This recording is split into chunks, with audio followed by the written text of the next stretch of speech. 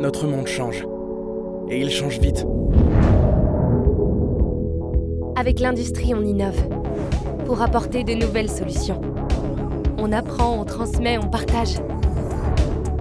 On permet à chacun de trouver sa place. Et on gravit les échelons. Avec l'industrie, on contribue à prendre soin de ce qui compte. Des femmes, des hommes et de notre planète.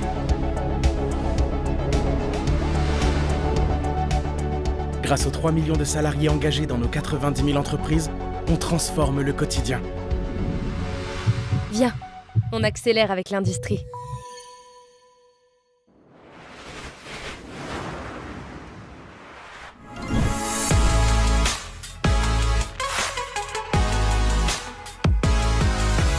Bonjour à tous et bienvenue dans cette nouvelle visite virtuelle. Je suis Sixtine et avec MyFuture, vous le savez, on essaie de vous faire découvrir le monde professionnel. Comme vous le voyez, je suis totalement équipée avec des équipements de sécurité. Aujourd'hui, on est en plein cœur de l'industrie. Nous sommes chez VPK Paper Normandie à Rouen. On va découvrir 3 personnes ensemble qui vont venir nous raconter leur quotidien. Et puis tout ça, bien sûr, vous pouvez le commenter. N'hésitez pas à mettre un maximum de questions sur le chat. On vous attend. Bref, j'ai déjà trop parlé. C'est parti, tout le monde nous attend. On y va.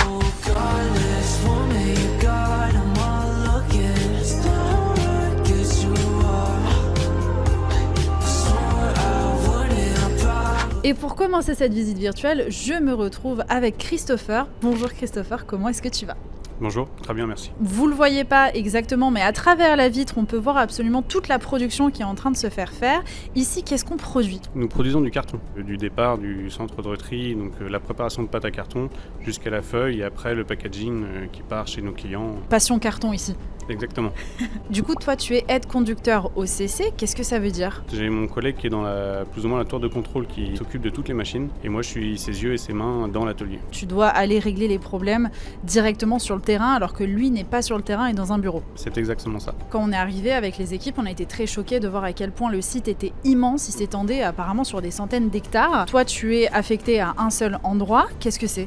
C'est l'OCC, donc la partie où on recycle le carton et où on prépare la pâte à carton justement. Ok, donc ça c'est super, c'est vraiment dans une économie circulaire où on va pouvoir un petit peu faire forcément attention à l'environnement, mais aussi pouvoir recycler les matières premières pour pouvoir les réutiliser. Et qu'est-ce que tu préfères dans ton métier au final ? La polyvalence justement du poste. Est-ce que tu peux me donner un petit peu toutes les différentes tâches ? Tu fais un espèce de duo avec ton collègue, qu'est-ce que tu peux être amené à faire d'autre ? J'ai des tours de ronde à faire pour voir s'il n'y a pas de fuite sur les machines ou quoi que ce soit. J'ai du coup un peu de nettoyage parce que forcément les machines tournent, donc il y a toujours un peu de salissure.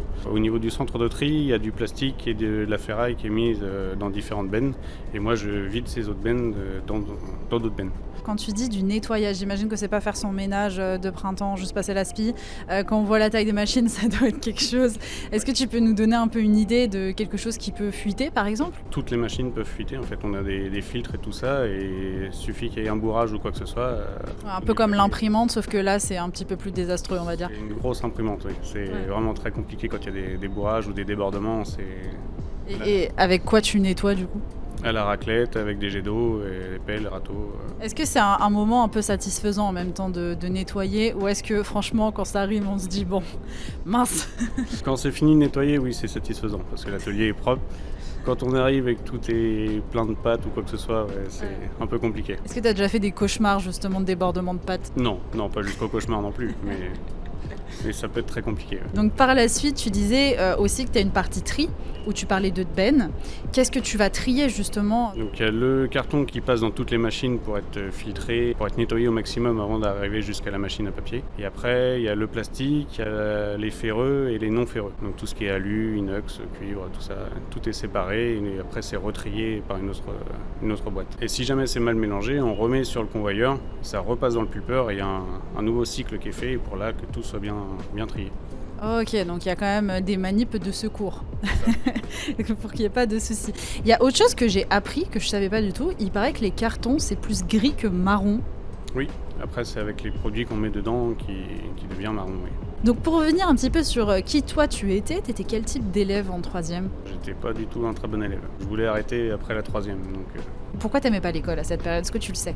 J'aimais pas être enfermé. Rester assis sur une chaise, c'était pas ce que je voulais. Ah bah c'est trop bien parce que dans ton métier là justement t'es pas enfermé, tu bouges, tu respires un peu plus. C'est ça. Qu'est-ce qui s'est passé alors après la troisième? Est-ce que tu as bien arrêté l'école ou est-ce que tu as quand même poursuivi? Tu as fait quoi comme études? J'ai poursuivi, du coup j'ai fait un CAP, un BEP et un bac pro en travaux paysagers. Ouais, pour quelqu'un qui n'aime pas l'école, tu as fait beaucoup de choses. C'est ça, en alternance, donc ça me permettait d'être sur le terrain aussi et pas avoir trop d'école. Et du coup je suis resté 14 ans dans ce métier-là et jusqu'à un licenciement et c'était le moment pour moi de changer et de voir autre chose. Et puis, L'alternance, je le précise pour ceux qui ne savent pas, c'est le fait de continuer ses études et en même temps d'avoir une part aussi au sein de votre monde professionnel. Ça vous permet de voir si ça vous plaît. En plus de ça, vous êtes rémunéré et les frais de l'école sont pris en charge par l'entreprise qui vous embauche. C'est quand même assez pas mal. Tu le recommandes en tout cas l'alternance? c'est très bien, oui. À quel moment tu t'es dit, tiens, pourquoi pas refaire une carrière ici? J'ai toujours habité près de l'usine en fait et j'ai un ami qui travaille ici, il m'a dit qu'il cherchait du monde et je me suis dit pourquoi pas.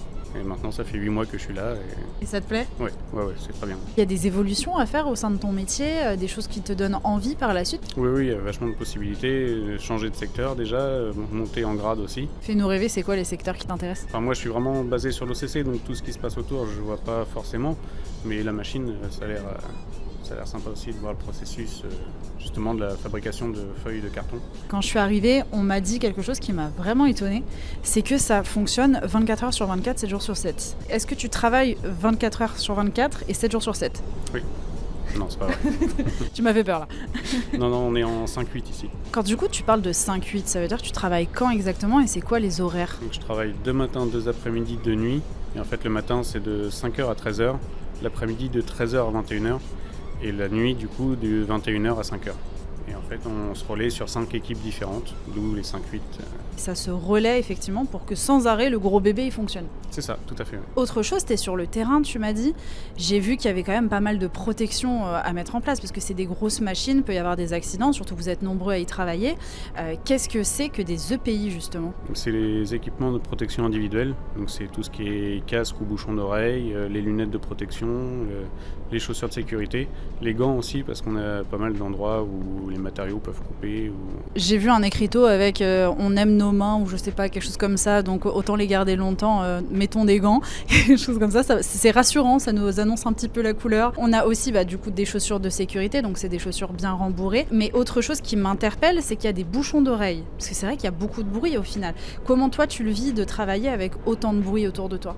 Moi ça m'a jamais dérangé, j'ai toujours travaillé avec du bruit autour, donc je mets le casque dès que j'arrive à l'usine et puis je l'enlève qu'une fois que je suis parti. T'arrives à entendre tes collègues quand même? Oui, en fonction des secteurs, on arrive à... Il y a d'autres secteurs où c'est un peu plus compliqué, mais on arrive toujours à se faire comprendre avec des gestes ou quoi que ce soit. Est-ce qu'il y a d'autres avantages à travailler ici? Oui, on a, le salaire est pas mauvais, on a le 13e mois, on a le CE, il y a pas mal de choses qui rentrent. Le fameux comité d'entreprise où on peut avoir des petites réductions pour aller à Disneyland par exemple. Et en parlant de salaire, est-ce que c'est possible d'avoir une fourchette un petit peu pour avoir une idée de combien on peut gagner à ton poste? Oui, donc sur mon poste on a trois échelons en fait, donc débutant, confirmé et expérimenté. Et ça tourne entre 2009 et 2003, quelque chose près. Trop bien. Est-ce que tu aurais un petit conseil à faire passer aux jeunes qui nous regardent? Ne pas rester bloqué dans une entreprise, c'est ce que j'ai fait et au final je me suis fait lâcher un peu du jour au lendemain. Si vous avez envie de changer, changez. Merci beaucoup. Et puis vous venez avec moi, on va tout de suite aller du côté des laboratoires, on va jouer un peu les chimistes pour comprendre ce qu'il s'y passe. C'est parti. Et nous voilà maintenant au cœur du laboratoire. Comme vous pouvez le voir sur vos écrans, on va tout de suite retrouver Océane Hortense. Comment est-ce que tu vas? Très bien, et toi? Super, écoute, j'ai hâte que tu nous en dises un peu plus parce que la dernière fois que j'ai vu toutes ces machines, c'était en physique-chimie et j'ai pas un très très bon souvenir. J'imagine que toi, au contraire, tu étais très contente de les voir. Oui. Alors qu'est-ce que tu fais ici? Je fais des analyses physico-chimiques de la station d'épuration qui vont traiter l'eau de prothèses qu'on utilise ici. En gros, si je comprends bien, une station d'épuration, c'est là où tu vas mettre les eaux polluées pour les dépolluer et pour les réutiliser derrière. Réutiliser ou soit rejeter du coup dans l'environnement, donc ici la Seine. L'eau que tu vas analyser ici, pour la purifier par la suite, va être relâchée, du coup on peut tous la croiser. Oui, exactement. Là, on est dans une usine notamment qui fait du papier carton. À quel moment on a besoin d'eau en fait? En gros, pour faire notre carton, on utilise du papier et des cartons recyclés. Et pour les réutiliser, on va les mettre en suspension avec de l'eau. Et cette eau-là, à la fin, en fait, elle sera chargée en pollution Et on peut soit la réutiliser, mais le plus souvent aussi on l'envoie en fait directement dans l'environnement. Donc il faut la traiter avant ça parce qu'il y a des valeurs à ne pas dépasser. Remettre dans le respect de l'environnement, forcément. Ok. Oui, parce que alors j'ai vu que sur le domaine, il y avait énormément de choses faites pour l'écologie. Ça, c'est super, parce que c'est vrai qu'on peut avoir un petit peu le cliché de dire ah, l'industrie, ça pollue, alors qu'en fait, pas du tout. On fait énormément d'efforts et justement, il y a beaucoup de progression dans ce niveau-là. Ouais, une économie circulaire, en effet. On a une nouvelle installation depuis du coup, le lancement de VPK, qui est le méthaniseur, qui va en fait réutiliser les matières organiques du coup, dans les eaux effluents qu'on utilise. Ouais. Et en fait, les matières organiques elles vont être consommées par des micro-organismes, donc on va dire des petites bébêtes, qui vont être transformées en biogaz. On va le réutiliser du coup pour, par exemple, à la machine à papier. La vapeur, on a besoin de vapeur pour sécher le papier. Ok, ouais, donc tout est pensé, quoi. Ouais, c'est ça. Dans ton intitulé, c'est vrai que je ne l'ai pas précisé, tu es technicienne qualité. Technicienne Qualité, qualité et laboratoire. Bon, j'avais presque l'ordre, vous avez compris. Mais du coup, quand tu parles de qualité, comment tu vas traiter cette eau ? Enfin, comment tu vas savoir si l'eau, elle est bonne ou non ? Je vais faire des analyses physico-chimiques qui sont diverses. Comme vous pouvez voir là, c'est la paillasse que j'utilise en particulier. Quand j'arrive le matin, du coup, j'ai tous mes bidons.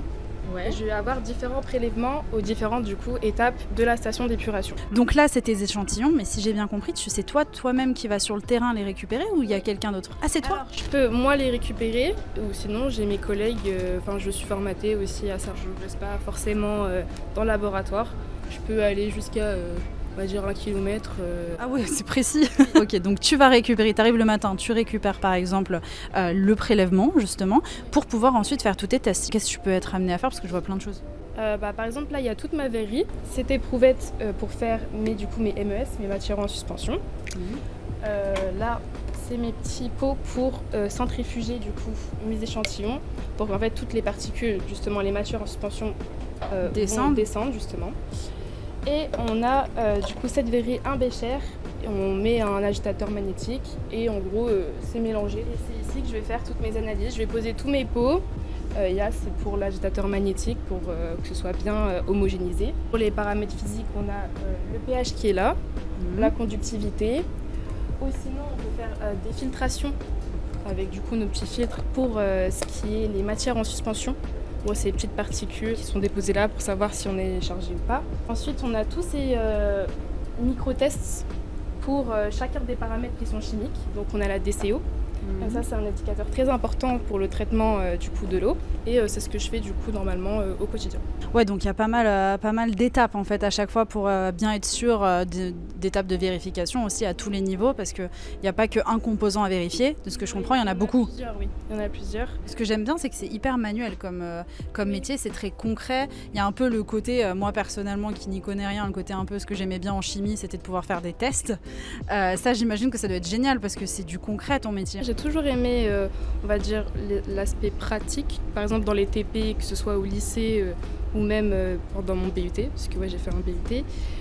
J'ai beaucoup aimé en gros les TP, la TP chimie, les analyses, etc. T'es partie dans une filière qui te plaisait déjà assez tôt, donc on va revenir là-dessus. T'étais quel type d'élève toi ? T'étais plutôt studieuse ? Pas forcément, j'étais normale dans la norme. Je pouvais faire mes devoirs comme ne pas les faire. Après j'ai eu quelques petites facilités. Mes profs ils étaient super pédagogues. Si on avait une question, on n'hésite pas à leur redemander en dehors des cours, etc. Donc c'est bien, tu as été bien encadrée en tout cas par la suite. Et justement, donc là tu as dit que tu avais fait un BUT. Oui. Tu savais déjà ce que tu voulais faire avant de faire ça ou pas du tout ? Je savais que je voulais rester dans le domaine de la science, parce que moi j'ai fait un BUT génie chimique, génie des procédés. Et du coup quand je te dis ça comme ça, tu sais pas trop à quoi t'attendre. Ça m'a l'air compliqué. Ouais, et du coup je me suis lancée parce que j'ai vu de la chimie. Pour faire ton métier quand même, il faut être fort tout ce qui est science. Oui quand même, oui. Là, ça va, on n'est pas en pharmaceutique non plus, mais il faut quand même des notions, il faut des bases. Pour quelqu'un qui est hyper nul comme moi, tu penses que je peux quand même me reconvertir ou pas ? En vrai, avec le temps, ouais, pourquoi pas. Donc après ce BUT, qu'est-ce que tu as fait ? Je l'ai obtenu ce juillet-là. J'étais en fait en alternance à VPK durant cette année 2024-2025. Et j'ai été du coup embauchée en CDI depuis ce 1er septembre. Et félicitations, donc là c'est tout neuf. Donc du coup tu étais déjà ici en alternance, ça faisait combien de temps ? Depuis juillet 2024 que je suis en alternance. Mais juste avant j'avais fait un stage de avril 2024 à juin 2024. Donc je connais quand même bien la maison. Donc en fait, tu étais contente quand ils t'ont proposé un CDI, t'as Oui, foncé. carrément, oui. Tu m'as expliqué aussi que tu étais très polyvalente dans ton métier. Oui, comme j'expliquais, j'étais en stage et en alternance, donc j'ai pu assez tourner dans le laboratoire, que ce soit vers l'atelier de préparation de pâte à papier pour les analyses, que ce soit le papier fini du coup, les analyses aussi qui sont physiques. Et j'ai été récemment formée au traitement des réclamations clients. Donc ce qui rentre en gros aussi dans la qualité du coup d'intitulé de mon poste, où je vais recevoir les réclamations des clients et je vais devoir en fait investiguer sur la cause du pourquoi, du comment en fait. Donc je vais communiquer avec les autres services et donner une réponse aux clients. Chaque jour ne se ressemble pas. Non, en fonction en fait de la demande, comme on est plusieurs, je peux tourner sur plusieurs choses en fonction de ce qu'ils me demandent en soi. Et justement, qu'est-ce que tu préfères au final faire là depuis que tu as commencé? Ce que je préfère, en vrai, je dirais l'environnement. Le côté environnement, ça m'a toujours plu, entre guillemets. Comme j'aimais bien tout ce qui était TP, la pratique, etc., c'est un truc qui me correspond. Ici, quand tu fais tes tests, est-ce que tu te sens un peu comme la chimiste folle ou est-ce que tu te sens plus dans les experts, celles qui vérifient les scènes de crime? Non, du tout. Je sais que j'ai de l'environnement, entre guillemets, à mon échelle, mais non, je suis pas une experte, on va dire. Pour l'instant, peut-être plus tard. Et justement, est-ce que tu as des envies d'évolution? Je sais pas encore, je me pose pas la question. Je sais que je vais rester encore ici un petit moment, parce que je me plais bien, j'aime bien mon service, j'aime bien l'entreprise, ça correspond à mes valeurs. Donc, je sais pas encore. Tu as peut-être un dernier message à faire passer aux jeunes, par exemple, qui s'interrogent un peu sur l'industrie, parce que c'est vrai, comme on en a parlé, au final, on connaît tous l'industrie, mais sans vraiment connaître. Qu'est-ce que tu pourrais leur dire, toi qui travailles dans l'industrie? Parce que même moi, le papier, c'était pas une industrie que je connaissais. On connaît plus la pharmaceutique, l'alimentaire. Donc en vrai, sauter le pas sur les entreprises qui sont pas trop... Enfin, les industries pas trop connues, pas trop cotées. Donc c'est une bonne expérience. Trop bien. Bah écoute, merci beaucoup. On te souhaite plein de réussite et un bon premier mois de CDI justement. Et puis on va tout de suite nous aller voir Julien, qui est un de tes collègues qui lui travaille pour le transport et la logistique. Venez avec moi, on va tout de suite découvrir tout ça. Et pour cette dernière interview, on retrouve tout de suite Julien qui est exploitant transport. Julien, comment est-ce que tu vas? Ça va bien et toi? Ça va très bien. Bah écoute, j'ai hâte d'en savoir un peu plus parce que alors, vous nous avez suivis, vous avez compris, on a un petit peu vu la fabrication, on a vu la partie laboratoire. Maintenant, on va être plus dans le côté logistique. Donc, comment la production va pouvoir partir chez les clients? Comment ça se passe? Alors nous, on s'occupe principalement de la livraison de nos clients. Donc une fois qu'on a reçu une commande et que la commande a été produite, le client va vouloir être livré à une date précise, avec une quantité précise, et nous, le but, ça va être de ramener un camion dans notre usine pour livrer directement le client à la date et à l'heure qu'il a demandé. Est-ce que c'est déjà arrivé qu'il y ait des retards? Oui, tous les jours. Ouais, C'est pourquoi? assez compliqué parce que le monde du transport, c'est un monde qui n'est pas vraiment précis. Et c'est comme chez vous, si vous vous dites livraison entre 8h et 9h, bien souvent, vos livraisons, elles arrivent plus tard. Donc nous, c'est pareil, le client souhaite être livré à 10h, mais il peut avoir une panne, un chauffeur qui oublie de se réveiller, ou il y a plein d'aléas qui peuvent faire que les livraisons sont décalées. Et donc toi, ton métier, si je dis pas de bêtises, c'est de s'assurer que la marchandise arrive à bon terme, mais aussi à bonne heure. Donc si par exemple tu apprends qu'il y a un chauffeur qui a oublié de se réveiller, tu fais quoi? Tu vas pas directement chez lui le réveiller? Non, on est en relation, non pas directement avec les chauffeurs, mais on est en relation avec leur exploitant au sein de leur entreprise. Quand on se rend compte, par exemple le client nous dit j'ai pas été livré, j'attendais mon camion à 10h, on va aller se renseigner et essayer de prévenir le client. Le but, c'est de le prévenir avant qu'il soit en retard, mais bien souvent, c'est le client qui nous dit qu'il a pas reçu son camion, et nous, on essaye de replanifier une livraison par la suite. Vous livrez partout en France ou seulement dans la région? Alors, on a deux types de livraisons. On a des livraisons lointaines, donc on peut livrer en France et dans les pays, par exemple l'Espagne, l'Angleterre, la Belgique, les Pays-Bas. On fait de l'Allemagne aussi. On fait aussi des livraisons proches de l'usine. Donc on a un petit peu de tout. Ok, alors là je veux bien qu'on revienne un petit peu sur les missions que tu as au quotidien. Ouais. Parce qu'on a bien compris, le but ça va être vraiment de concerner les livraisons. Mais qu'est-ce que tu dois organiser en amont? Parce que j'imagine que ça se fait pas tout seul, t'appelles pas tout de suite le transporteur en disant je veux que ça aille d'un point A à un point B et puis basta quoi. Non, c'est un peu plus compliqué que ça. En fait, tous les jours on reçoit une liste de transport à planifier pour les prochains jours. Donc une liste de commandes avec des livraisons clients et des dates. Donc on a certains clients, il faut les contacter pour demander l'heure de livraison. Donc ça c'est à nous de nous en assurer. Et après, c'est envoyé par exemple par email à un transporteur pour lui dire il faut que tu nous ramènes un camion qui va venir charger tel jour pour livrer le lendemain par exemple à tel endroit. Et on doit s'assurer aussi que le transporteur il nous dise bien à quelle heure il va venir charger chez nous pour organiser par rapport à la logistique, pour éviter que tous les camions viennent à la même heure. Nous, notre but, ça va être de lisser dans la journée les temps de chargement. Bah oui, j'imagine. Et ça représente à peu près combien de camions par jour? Ça doit être énorme, non? On expédie entre 50 et 70 camions par jour. Ah ouais, c'est pas mal quand même, ça fait du boulot parce que là j'imagine... Et du coup vous travaillez en équipe, est-ce que tu es seul à ce poste ou est-ce qu'il y a d'autres personnes qui font le même poste que toi ici? Là actuellement on est une équipe de 4 exploitants et une responsable transport. Ah ouais, donc vous n'êtes pas tant que ça, moi j'imaginais que vous étiez 10 à pouvoir faire un peu ton poste pour justement, parce que 70 camions c'est énorme. On est répartis par zone géographique, planifié, puis il faut suivre les livraisons, donc ça prend pas mal de temps, on peut pas être une personne pour faire les 70. J'ai appris aussi que les machines marchaient 24 heures sur 24. Ouais. Est-ce que c'est le cas aussi pour les livraisons? Est-ce qu'il y en a la nuit aussi ou pas du tout? Pour les chargements, on a une plage horaire entre 6h et 20h en semaine. Et on doit caler tous nos camions à ce moment-là, parce qu'il n'y a personne pour charger la nuit. Donc si un camion il arrive à 21h, il n'y aura plus personne, il va falloir qu'il attende le lendemain matin. Ok, donc tout est important au niveau des horaires. Ouais. Toi, du coup, tu commences à quelle heure? Est-ce que tu commences aussi tôt qu'eux? Ou est-ce que ça va, tu as des horaires de bureau? Nous, on n'a pas besoin d'être là pour que les camions chargent. Bien ça. Donc on a des horaires de journée, mais on essaie de se répartir parce qu'on a les problèmes qui commencent le matin tôt et puis qui finissent assez tard. Tout le monde ne peut pas rester toute la journée. Du coup, moi, je commence à 7h30 pour finir un peu plus tôt que certains qui commencent vers 9h30 pour finir un peu plus tard. T'aimes bien tes horaires ou pas? Ouais, moi j'aime bien. Ouais, ça. Oui, c'est vrai, comment ça peut aider à ce niveau-là. Est-ce que t'aurais un souvenir, une anecdote d'une livraison qui s'est mal passée? Drôle, je sais pas. Après, on a eu par exemple des camions qui ont pris feu sur la route. Donc avec la marchandise qui a brûlé. Et surtout que là, ça brûle facilement. Du carton, c'est pas anodin. Le problème qu'on a, par exemple, c'est on s'est trompé, on a envoyé la même commande à 2 transporteurs et il y a 2 camions qui viennent en même temps pour charger. Donc il y en a un qui doit repartir. Soit on arrive à lui trouver une autre livraison, ou alors il repart bredouille, mais on est obligé de lui payer quand même parce qu'on l'a fait venir. Bien sûr, donc les erreurs, c'est normal, ça arrive à tout le monde. Donc ça aussi, c'est important aussi de le voir. Malgré que tu aies fait ça, on t'a pas viré? Non. Ça va. Ok. Et justement, ici, est-ce qu'il y a des avantages à travailler? On a un salaire qui est, on va dire, plus ou moins correct par rapport au monde du transport. Et on a une grille entre 1900 et 2300, ça va dépendre de l'expérience. Puis avec ça, on a aussi le 13e mois. Donc à la fin de l'année, on a un mois en plus de salaire. Ça fait toujours plaisir. Et on a aussi des primes par rapport aux résultats de l'entreprise. Donc plus l'entreprise va faire de chiffres, plus la prime va être grosse. Donc ça nous aide aussi à bien travailler. Ah, t'es content d'aller charger tes camions? C'est ça. Ok, très bien. Bon, on va revenir un petit peu sur toi. Quel type d'élève t'étais en 3e? Est-ce que t'étais plutôt bon élève, très mauvais élève? Est-ce que t'aimais l'école? J'aimais bien l'école, j'avais des bonnes notes, mais niveau comportement, j'étais pas... T'avais pas peur des représailles, quoi? Non, mais j'avais des facilités à l'école, mais j'écoutais pas trop, je bavardais beaucoup, je faisais des bêtises, mais... C'était le bon temps. Je sens que tu le regrettes pas tant que ça. Non, après, voilà, à partir du lycée, il faut commencer à être plus sérieux parce que ça devient plus compliqué avec les facilités, ça suffit plus. Bien sûr. Et justement, qu'est-ce que tu as fait? Est-ce que tu savais déjà ce que tu voulais faire plus tard? Non du tout, j'avais fait mon stage de 3e pour devenir avocat et quand j'ai fait mon stage, je me suis rendu compte que je voulais pas du tout faire ça.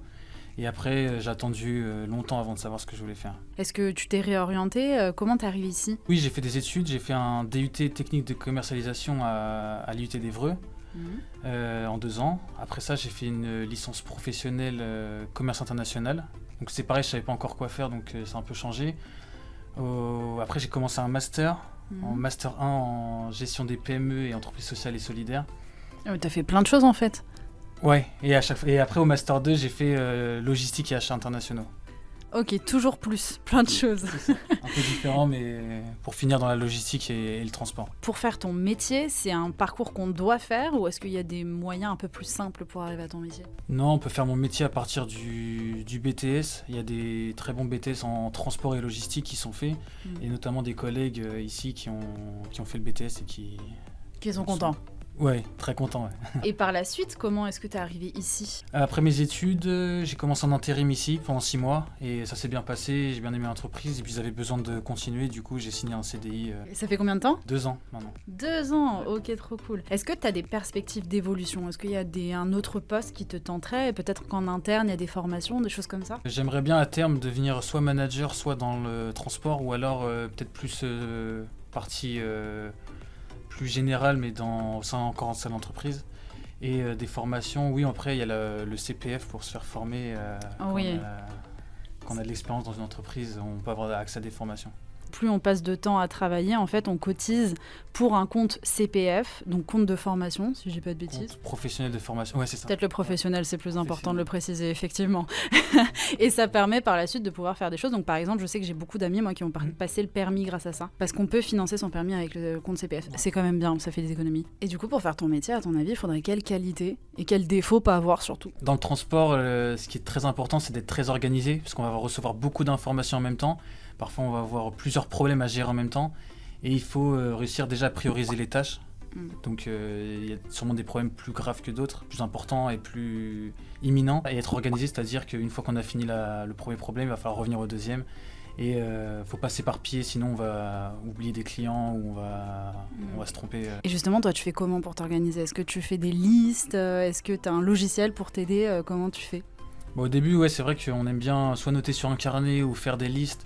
Puis après, avec l'expérience, en fait, tout revient dans la tête et puis notre cerveau, il arrive à ne pas oublier certaines informations. Et après, on travaille beaucoup avec les mails, donc on peut se mettre des rappels.